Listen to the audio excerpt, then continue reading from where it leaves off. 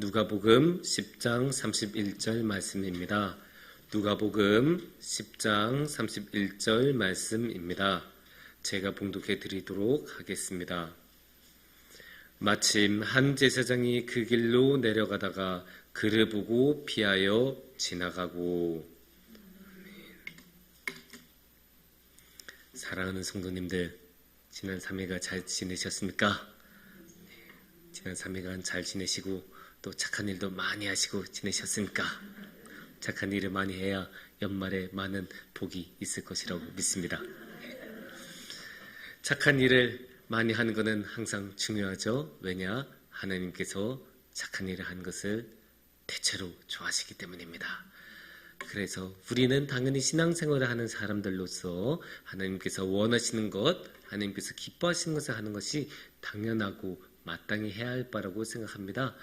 그런데 우리가 동화나라에 살지 않는 것을 너무나 잘 알고 있기 때문에 우리의 마음은 분명히 그렇다 하더라도 우리가 항상 착한 일을 하면서 사는 것은 아니죠. 그거 우리 모두 다 너무나 잘 알고 있어요. 살다 보면 나쁜 일을 할 때가 있고 내가 원하지도 않는데도 나쁜 일을 하기도 하고 아니면 우리가 깊게 생각하지 않는 그런 와중에 무의식적으로 나쁜 일을 행하기도 합니다. 그런 식으로 이제 착한 일을 하면 물론 너무나 좋지만 우리가 원하지 않아도 또는 우리가 어쩔 수 없어서 착한 일을 하지 않는 그런 경우도 적지 않게 있습니다. 그런데 그런 거는 어쩌면 참 슬픈 일이에요. 우리는 착한 일을 하고 싶은데 착한 일을 못하는 경우라면 그거는 하나님께서는 원하시지 않으시는 것일 텐데 하나님께서 원하시지 않은 일을 했다는 것은 거의 100% 죄를 저질렀다는 뜻이 되기 때문입니다. 하나님께서 원하시지 않는 일인데 죄가 아닌 경우는 그냥 없다고 보셔도 무방할 것 같아요. 그래서 우리는 항상 하나님께서 원하시는 일을 열심히 하면서 살아야 되고 그래서 우리는 나쁜 일보다는 착한 일을 해야 하는 거고 또 하나님께서 원하시는 일을 해야 되고 죄를 피해서 살아가야 할 것입니다. 그런데 이제 우리가 살다 보면 가끔은 판단이 서지 않을 때가 있어요. 이게 내가 정말로 마음은 너무나 하나님을 사랑해서 하나님의 일을 하고 싶은데 이게 하나님께서 원하실지 원하시지 않으실지 이런 게 판단이 잘 안 서기도 하고 또는 어떨 때는 너무나 바빠서 빨리 마음이 급해서 해야 되는 상황이다 보니까 깊이 생각하지 못하고 일단 하는 그런 경우도 있습니다. 그래서 이제 그런 많은 경우들을 생각해 봤을 때 우리가 조금 더 잘 생각해 봤으면 좋겠어요. 어떤 것이 착한 일인지 어떤 것이 하나님께서 원하시는 일일지 어떤 것이 죄일지 이런 거에 대해서 우리가 좀 잘 알아놓으면 그런 급한 때이더라도 깊게 생각하지 못하는 때이더라도 빨리 어떤 조치를 취하고 하나님께서 원하시는 길로 갈 수 있지 않을까 그런 생각을 해봤습니다. 그래서 오늘 이 시간에는 하나님께서 원하신 것은 무엇일지 죄는 무엇일지 착한 일은 무엇일지에 대해서 한번 같이 생각해보는 시간을 가졌으면 좋겠습니다. 오늘의 말씀은 누가복음 말씀이죠. 누가복음 10장에 예수님께서 하셨던 비유인데 예수님께서 하셨던 비유 중에서 착한 사마리아인의 비유라고 그렇게 많이 불려지는 그런 말씀입니다. 사실 너무나 유명하죠. 너무나 유명해서 믿지 않는 사람들조차도 저 교회 밖의 사회에서조차도 착한 사마리아인의 법이라는 말을 쓸 정도로 너무나 널리 알려진 말씀이에요. 너무나 알려지고 설교도 많이 되고 그런 말씀인데 그래서 이제 이 말씀은 사실 굉장히 깊이도 있고 봐야 되는 부분도 생각해야 되는 부분도 너무나 많은 그런 말씀 내용이지만 오늘은 그 모든 것들을 살짝 내려놓고 딱 한 군데 오늘 읽어드린 이 31절 말씀에만 집중해서 한번 봤으면 좋겠어요. 그래서 근데 이제 31절만 보면 맥락을 조금 이해하기 어려우니까 다시 한번 30절과 31절 말씀을 한번 읽어보도록 하겠습니다. 30절과 31절 말씀이 이렇게 나옵니다. 예수께서 대답하여 이르시되 어떤 사람이 예루살렘에서 여리고로 내려가다가 강도를 만나매 강도들이 그 옷을 벗기고 때려 거의 죽은 것을 버리고 갔더라. 마침 한 제사장이 그 길로 내려가다가 그를 보고 피하여 지나가고. 30절에서는 비유의 상황, 이 모든 앞으로의 이야기가 진행이 될 세팅이 이제 나오는 거죠. 그래서 어떤 상황이냐면 어떤 사람이 예루살렘에서 여리고로 가다가 나쁜 사람들을 만나서 그 사람들에게 굉장히 이제 폭행을 당하고 모든 가지고 있는 것들을 빼앗기고 그냥 길바닥에 버려진 그런 상황입니다. 근데 이 이야기는 예수님께서 물론 상상으로 이렇게 하셨던 말씀이시겠지만 굉장히 현실적인 내용이에요. 왜냐? 그 공권력에 미치지 않는 곳에는 이런 식의 폭력의 일이 너무나 자주 일어나요. 사실 우리나라는 굉장히 치안이 좋은 나라예요. 그래서 우리는 뭐 밤 12시에도 밤 1시에도 그냥 집 앞 편의점 가서 그냥 뭐 사오고 그러잖아요. 그런데 그게 일반적이지가 않아요. 우리나라에는 사실 경찰도 많이 계시고 그분들이 굉장히 헌신적으로 일하시고 또 CCTV 같은 경우도 많아서 그런 나쁜 일을 했을 때 대체적으로 잡히거든요. 그런데 이 시절에는 뭐 CCTV가 있었겠습니까?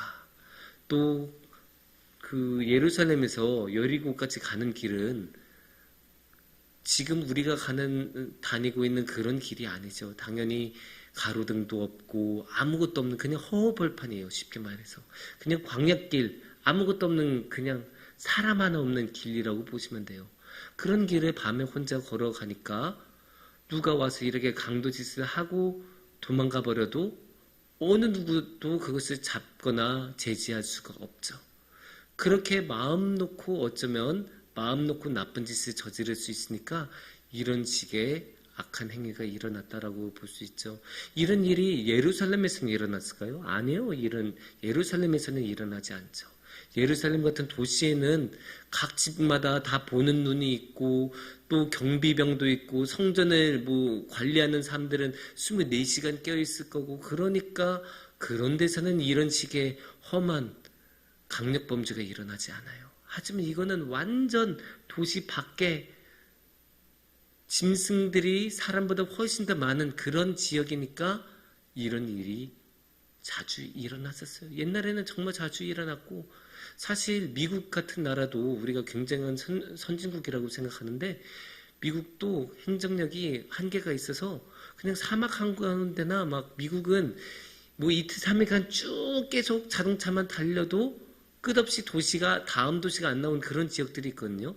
그런 지역에는 거기에서도 이런 일이 일어나요.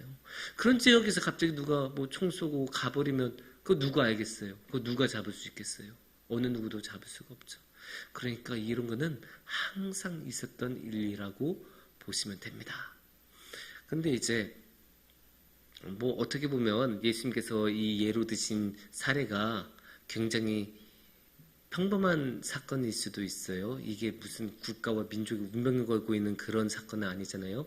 이 사건 때문에 이스라엘 민족의 미래가 바뀌지는 않겠죠. 하지만 이런 작고 소소한 이야기가 우리에게는 굉장히 도움이 됩니다. 왜냐? 우리의 삶은 이런 작고 소소한 일로 가득 차 있기 때문입니다. 물론 이것을 직접 겪은 사람에게는 작고 소소한 일이 아니겠죠. 그런데 여기서 제사장은 어떤 행동을 했었죠? 그 모습을 딱 봤을 때 그냥 지나쳤다고 합니다. 그래서 그냥 지나갔다. 이게 오늘의 이제 아주 중요한 내용인데 그러면 여기서 제사장이 지었던 잘못은 무엇일까요? 제사장이 했던 죄, 그건 무엇일까요? 우리 모두가 아는 것처럼 아무것도 안 하고 그냥 지나갔다라는 것이 되겠죠. 그런데 이거를 우리가 한번 생각해 볼 만합니다. 왜냐? 우리가 보통 죄라고 하면 뭔가 나쁜 짓을 한 것으로 생각해요. 누구를 때리거나 도둑질을 하거나 사기를 치거나 이런 것들을 뭔가를 한 것을 죄라고 먼저 생각하기 쉬워요. 하지만 오늘의 말씀에서는 무엇을 말씀하고 있습니까? 하지 않은 것에 대해서 이야기하죠. 그래서 하지 않은 것도 죄가 될 수 있다는 것을 오늘의 말씀에서는 분명히 보여주고 있어요. 사실 이 제사장은 하지 않은 것 정도가 아니라 하지 않기 위해서 적극적으로 노력을 한 사람이에요. 이게 무슨 말이냐?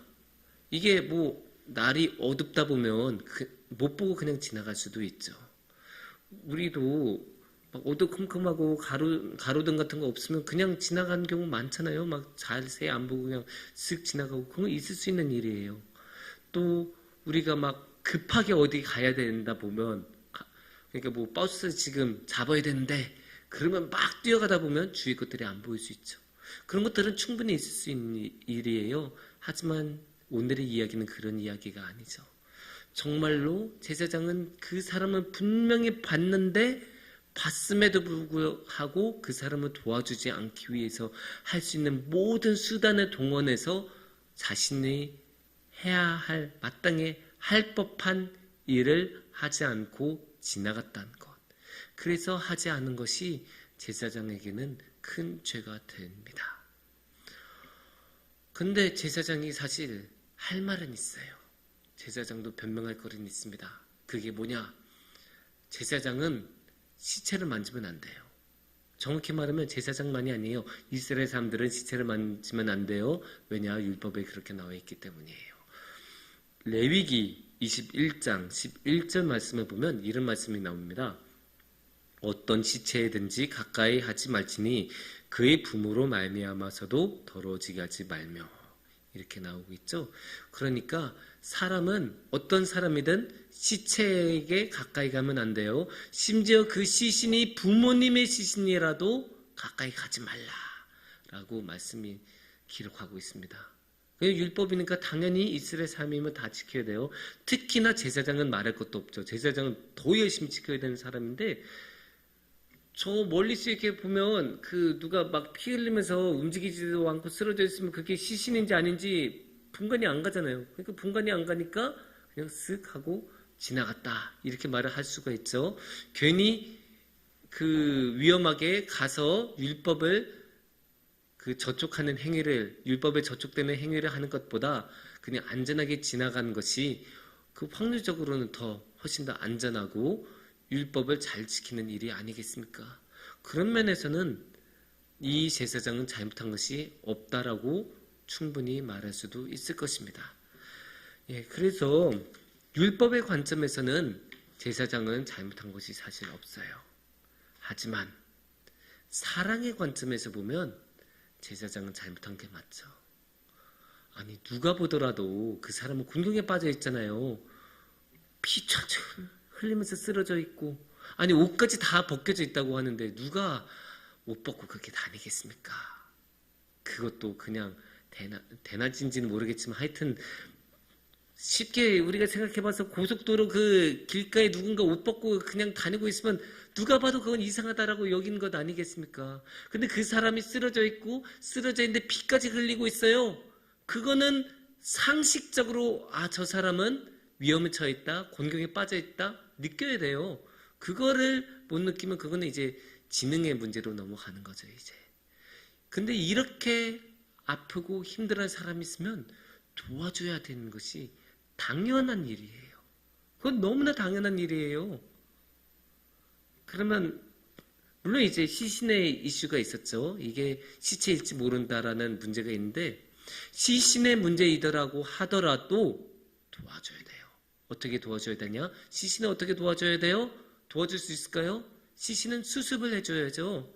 시신은 수습을 해주는 게 너무나 당연한 거예요. 우리가 지금 여기 이렇게 안전하고 깨끗한 곳에 있어서 그런 생각 잘 안 할 수도 있겠지만, 동서고금, 동양이든 서양이든 지금이든 옛날이든 시신은 잘 수습해주고 장례를 치러야 되는 게 당연한 것입니다. 어떠한 문화에서도 그래요. 그렇지 않은 문화가 없어요. 구석기, 신석기 시절에도 장례는 치렀어요. 그 흔적이 다 남아있어요. 어떠한 문화에서도 시신을 그대로 내버려 두고 그냥 길바닥에 내버려 두는 것은 그 고인에 대한 최대한의 모욕이었어요. 그래서 옛날에는 그 시신을 일부러 수습하지 않는 그런 사람들이 있었어요. 누구에게 그러냐? 반역자에 대해서는 그런 경우가 되게 많았어요. 그래서 옛날에 중국이나 우리나라 그런 역사 기록들을 보면 반역을 일으킨 사람은 그 반역이 실패했을 때 그 사람을 잡아서 이제 처형할 거 아니에요? 처형한 다음에 그 시신을 저작거리에 내버려뒀다.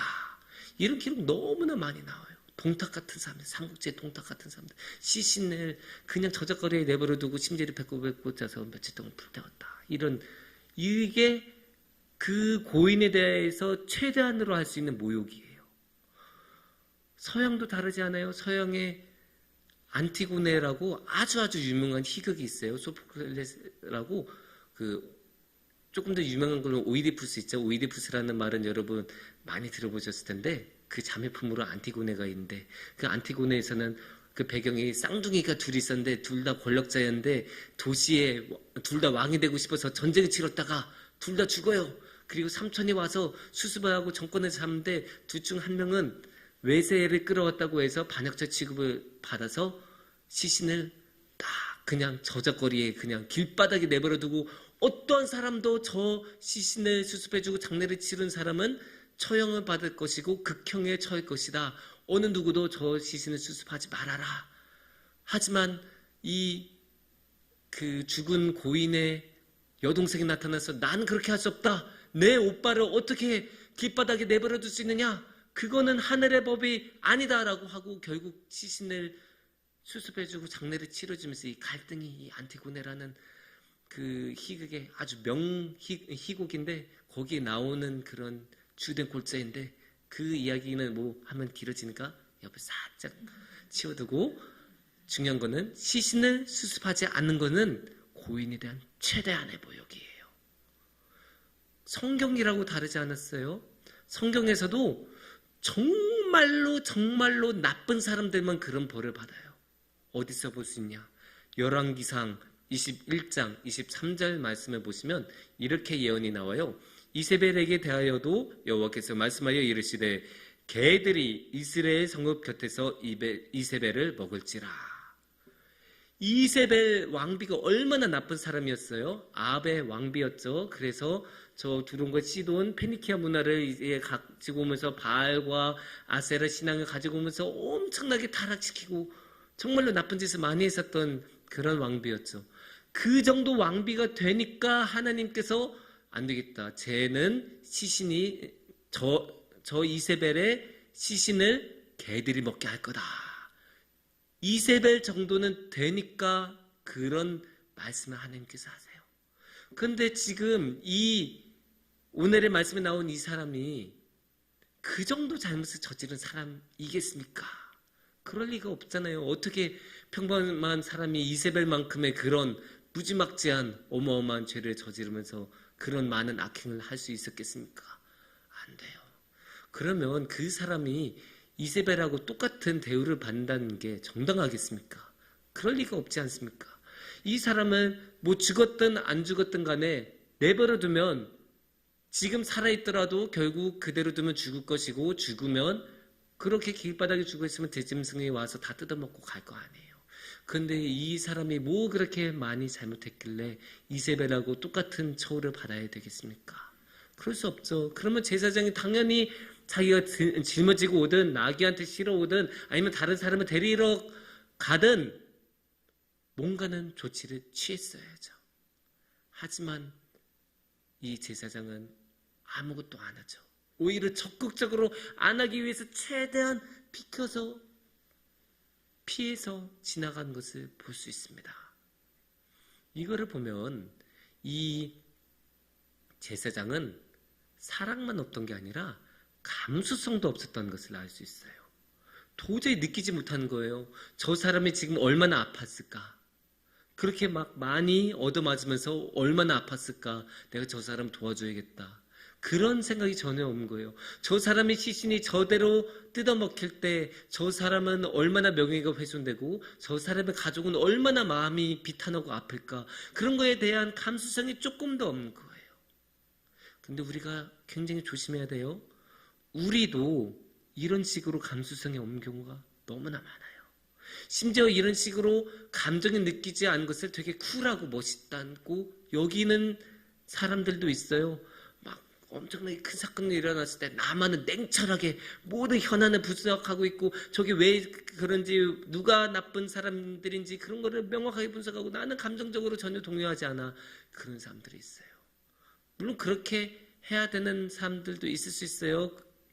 당장 지금 일하는 사람들은 감정에 휘둘리면 안 될 수도 있죠. 그래서 거기서 뭐 구조 활동하신 분들이나 행정적으로 일을 처리한 분들은 그렇게 감정을 붙들어 매고 일을 하셔야 할 수 있습니다. 하지만 우리 일반 사람들은 그럴 필요가 없잖아요. 그렇게 안 해도 괜찮잖아요. 그러면 우리는 감수성을 가지고 감정을 느끼는 게 맞는 거예요. 하지만 우리가 얼마나 많이 감수성을 못 느끼고 사회적인 그런 재난이 일어났을 때 뉴스로 봤을 때 뭐 그랬구나 하고 그냥 넘어간 경우 너무나 많았잖아요. 심지어 뉴스에서 어떤 사람들의 그 피해자들을 나쁘게 말할 때 같이 동참해서 그 피해자들에게 욕하고 피해자들을 나쁘게 생각하고 피해자들을 능욕하는 경우가 우리도 있었습니다. 그래서 우리는 다시 한번 생각해야 돼요. 정말로 우리도 감수성을 가져야 되지 않을까? 우리는 지금 감수성을 제대로 가지고 있는가? 우리는 사랑이 있는가 없는가? 우리는 지금 저기 길바닥에 쓰러져 있는 사람을 어떻게 대하고 있는가? 우리는 그 사람한테 가서 손을 잡아주고 그 사람이 시신이더라도 짊어지고 병원으로 가고 있는가? 아니면 우리는 최단으로 피해서 도망가고 있는가? 아니면 우리는 심지어 그 사람들을 같이 공격하고 능욕하고 있는 것은 아닌가? 우리 스스로 한번 생각해 봐야 하는 문제입니다. 사랑하는 성도님들, 죄는 여러 가지 모습이 있습니다. 우상숭배나 누군가에게 폭행을 가는 것처럼 무언가를 해서하는 죄가 있고 사랑을 해야 되고 고통을 느껴야 되는데 그런 것을 하지 않는 것도 죄가 됩니다. 적극적으로 저지른 죄가 있고 소극적으로 저지른 죄가 있습니다. 하지만 중요한 것은 이 소극적인 죄라고 해서 이 적극적인 죄보다 작지 않다는 것입니다. 하나님께서는 어떠한 죄도 좋아하시지 않습니다. 그것을 우리가 어디서 알 수 있냐? 하나님께서는 우리가 고통 속에서 살아간 것을 너무나 마음 아파하셔서 어떻게 하셨어요? 직접 이 땅에 오시지 않으셨습니까? 직접 이 땅에 오셔서 우리를 위하여 십자가를 지셨고 우리가 그 죄 속에서 더 이상 살지 않도록 그 모든 죄를 짊어지시고 그 어둠 속으로 가시지 않으셨습니까? 우리가 예수님께서 그랬다는 것을 알고 있다면 우리도 우리 이웃에 대하여 똑같이 사랑하고 우리 이웃의 십자가를 같이 들고 그렇게 나아가는 게 예수님의 길을 따라가는 길이라고 믿습니다. 그렇게 우리 성도님들께서 모두 예수님의 길을 따라가실 때 예수님과 함께 할 수 있는 큰 복이 임할 것이라 믿습니다. 함께 기도하겠습니다.